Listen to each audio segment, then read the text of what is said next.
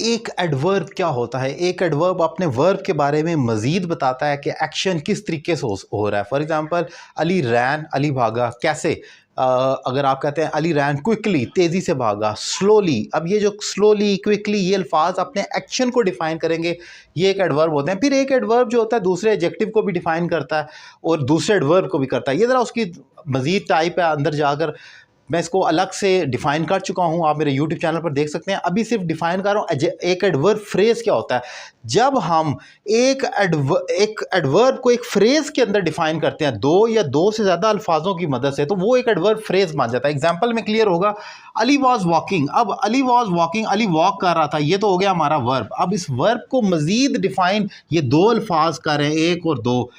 So fast, ये हमारा आप देख सकते हैं कि ये एक एडवर्ब फ्रेज बन गया जो सो फास्ट है, अपने वर्ब को डिफाइन करने वाला एडवर्ब फ्रेज। जो वर्ब को डिफाइन करता है वो एक एडवर्ब होता है, लेकिन अगर वो एडवर्ब को डिफाइन करने वाला एडवर्ब तो होता है, लेकिन अगर वो एक से ज़्यादा अल्फाज हो जाए तो वो एडवर्ब फ्रेज हो जाएगा। अगर मैं इतना कहूँ अली वॉज वॉकिंग फास्ट, तो फिर ये खाली एडवर्ब होगा, ये हमारा खाली एडवर्ब होगा। लेकिन ये दो जब लफ्ज़ मिल गए हैं, so fast, too fast, very fast, तो वो फिर हमारा एडवर्ब फ्रेज बनता है। He was shouting very loudly, अब ये शाउट वर्ब है और वेरी लाउडली ये एडवर्ब फ्रेज बन गया हमारा। ही वॉज ड्राइविंग, अब वेरी केयरफुली, अब ये मैं खाली कहूँ केयरफुली तो ये एडवर्ब है, लेकिन वेरी केयरफुली ये दो अल्फाज के साथ जो बना है तो ये हमारा एडवर्ब फ्रेज बन गया।